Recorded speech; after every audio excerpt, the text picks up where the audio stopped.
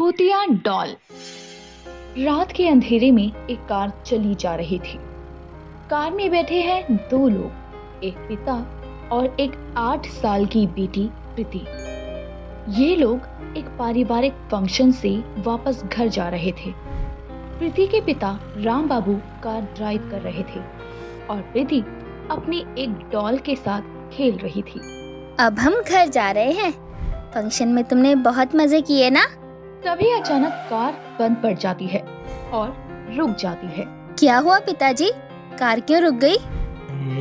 शायद कुछ खराबी आ गई है, मैं अभी ठीक कर देता हूँ। ये कहकर राम बाबू कार से उतरकर कार का बोनेट खोलते हैं और इंजन चेक करने लगते हैं। प्रीति भी डॉल के साथ कार से बाहर आ जाती है और सड़क किनारे लगे लोहे की बाउंड्री के पास खड़ी हो जाती है। अपनी डॉल के साथ खेलने लगती है। तभी उसके हाथ से डॉल छूटकर गिर जाती है और नीचे गहराई में जाने लगती है। अरे अरे मेरी डॉल! पापा, मेरी डॉल नीचे गिर गई। प्रीति के पिता आकर देखते हैं कि डॉल बहुत गहराई में जा गिरी है। ये तो बहुत गहराई में जा गिरी बेटा, जाने दो, हम नई डोल ले लेंगे। ये कहकर राम बाबू प्रीति को लेकर वापस कार की तरफ जाने लगते हैं। तभी प्रीति पलट कर देखती है कि डॉल एक कब्र पर गिरी थी और उसके बाद वो डॉल उस कब्र में समाहित हो गई थी और कुछ ही पलों में वो वापस उस कब्र से बाहर आ जाती है। और ये सब देखकर प्रीति थोड़ी सी हैरान थी, पर अपनी डॉल को मिस कर रही थी। और राम बाबू अपनी बेटी प्रीति का उतरा चेहरा देखकर वापस पलटते हैं और उस डॉल को नीचे गहराई में जाकर वापस उठा कर लाते हैं और अपनी बेटी प्रीति को पकड़ाते हैं। प्रीति अपनी डॉल को पाकर बहुत खुश थी, लेकिन जो उसने देखा वो राम बाबू को बता नहीं पाती। जिसके बाद ये दिन तो किसी तरह गुजर जाता है। फिर आधी रात के बाद घर के एक कमरे में प्रीति अपनी माँ और पिता के साथ सो रही थी। टेबल पर रखी हुई प्रीति की डॉल धीरे से आंखें खोलती है और घूर कर प्रीति को देखती है और चलती हुई प्रीति के पास जाती है। तभी अजीब सी आवाज सुनकर प्रीति की माँ निर्मला की आंख खुलती है। वो आवाज की तरफ देखती है और देखकर डर जाती है, क्योंकि प्रीति की डॉल प्रीति के ऊपर मुंह के बल लेटी हुई थी। निर्मला के देखते ही आवाज बंद हो जाती है। शायद मेरा ही वहम होगा। निर्मला फिर से सो जाती है। तभी डॉल डरावनी मुस्कान मुस्कुराती है। फिर दूसरे दिन आधी रात को अचानक राम बाबू की आंख खुल जाती है। वो वॉशरूम की तरफ जाने को होते हैं। तभी वो देखते हैं कि प्रीति अपने बिस्तर पर नहीं है। वो प्रीति को आवाज देते हैं, प्रीति बेटा कहाँ हो? प्रीति! उनकी आवाज सुनकर निर्मला घबराकर जाग जाती है और कहती है, क्या हुआ प्रीति को? निर्मला भी देखती है कि प्रीति अपनी जगह पर नहीं है और ना ही उसकी डॉल वहां पर है। वो घबराकर राम बाबू से कहती है, कहाँ गई? उसकी डॉल भी गायब है। अरे घबराओ नहीं, हो सकता है वॉशरूम में हो। उसी वक्त घर की लाइट भी चली जाती है। राम बाबू वहीं पास में रखे ड्रॉर से टॉर्च निकालते हैं और वॉशरूम में देखते हैं। प्रीति यहाँ भी नहीं है। दोनों पति पत्नी आवाज लगाते हुए पूरे घर में प्रीति को तलाशने लगते हैं। प्रीति उन्हें कहीं नहीं मिलती। दोनों बहुत घबरा जाते हैं और निर्मला तो रो पड़ती है। घबराए हुए राम बाबू खिड़की की तरफ जाते हैं। उनकी नजर अचानक खिड़की के बाहर पड़ती है। बाहर का नजारा देखकर उनकी आंखें फटी की फटी रह जाती है। वो देखते हैं कि प्रीति अपनी डॉल के साथ चली जा रही है। डॉल प्रीति के हाथों में नहीं, बल्कि प्रीति के हाथ को थामे हुए प्रीति के साथ चल रही है। राम बाबू घबराकर प्रीति को आवाज देते हैं, प्रीति बेटा, प्रीति! प्रीति! राम बाबू और निर्मला दोनों भागते हुए बाहर आते हैं। वहां वो देखते हैं कि कोई नहीं है, ना प्रीति और ना ही प्रीति की डॉल। हे भगवान, मुझे पहले से ही शक था उस डॉल पर।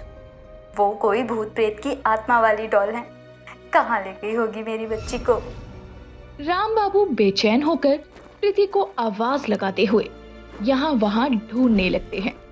अचानक उनकी नजर टूटी हुई माला की मोती पर पड़ती है, जिसे देखकर राम बाबू कहते हैं, प्रीति की माला लगता है इसी रास्ते से गई होगी। आओ जल्दी चलो। राम बाबू और निर्मला दोनों प्रीति को ढूंढते हुए एक हॉस्पिटल के पास पहुंचते हैं। हॉस्पिटल को देखकर वो हैरान हो जाते हैं। हॉस्पिटल के अंदर उन्हें प्रीति और डॉल दिखाई देते हैं। दोनों बेतहाशा भागते हुए हॉस्पिटल के अंदर जाते हैं। हॉस्पिटल भी बड़ा उदास और डरावना लग रहा था। राम बाबू और निर्मला जमीन पर गिरी हुई प्रीति की मोती की माला उठाए हुए उसी दिशा में जा रहे थे जहां जहां उन्हें मोती नजर आ रहे थे। हॉस्पिटल में सन्नाटा था। कुछ लोगों के खांसने, चीखने, दर्द से तड़पने की आवाजें आ रही थी। तभी पीछे से एक हाथ राम बाबू के कंधे पर आता है। राम बाबू घबराकर पीछे मुड़ते हैं और वो हॉस्पिटल का कंपाउंडर था। कौन है आप लोग और यहाँ क्या कर रहे हैं? तभी राम बाबू और निर्मला अपनी आंखों देखी बात बताकर उसे उनकी बेटी प्रीति को ढूंढने में हाथ जोड़कर मदद करने को कहते हैं। उनकी बातें सुनकर कंपाउंडर जोर जोर से हंसने लगता है और कहता है, आज के समय में भी आप लोग ऐसी बातों पर यकीन करते हो? देखने में तो अच्छे खासे पढ़े लिखे लगते हो। हमारी बेटी की जान को खतरा है, हमारी मदद करो। आइए मैं आप लोगों को पूरा हॉस्पिटल घुमा देता हूँ। राम बाबू और निर्मला को कंपाउंडर हॉस्पिटल के वार्ड की तरफ ले जा ही रहा था कि तभी उन्हें एक डॉक्टर की आवाजें आती हैं। बचाओ, कौन हो तुम? कंपाउंडर? कंपाउंडर? ये तो डॉक्टर बत्रा की आवाज है। कंपाउंडर और प्रीति के माँ बाप पहुँचते हैं डॉक्टर बत्रा के कैबिन में। कैबिन में अंधेरा है। अजीब सी डरावनी आवाजें आ रही हैं। आवाज सुनकर कंपाउंडर कमरे की लाइट को ऑन करता है और जैसे ही उजाला होता है वहां का दृश्य देखकर तीनों डर जाते हैं, क्योंकि डॉक्टर जमीन पर पड़ा है। प्रीति अपनी डॉल के साथ डॉक्टर के ऊपर बैठी लगातार डॉक्टर को घूर रही है। उसके मुंह से डरावनी आवाजें निकल रही है। प्रीति, बेटा प्रीति।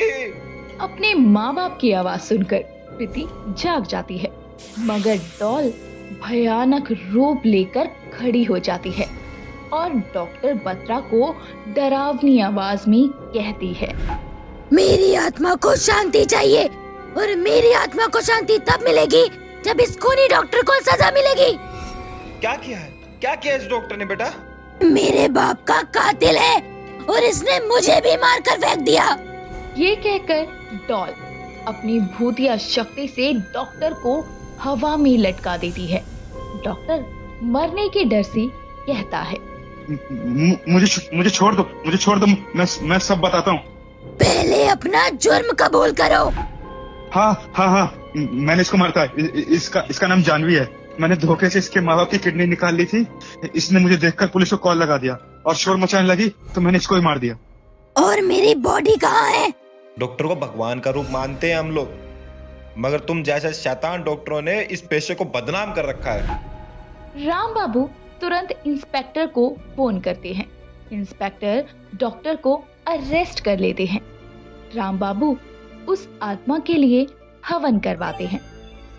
डॉल से एक रोशनी निकलकर आसमान की तरफ चली जाती है और आत्मा को शांति मिलती है। डॉक्टर्स हमारे लिए भगवान का रूप होते हैं, मगर कुछ डॉक्टर्स ऐसे भी हैं जो अपने फायदे के लिए शैतान तक बन जाते हैं। डॉक्टर पेशे को बदनाम करते हैं। ऐसे डॉक्टरों से सावधान रहना है।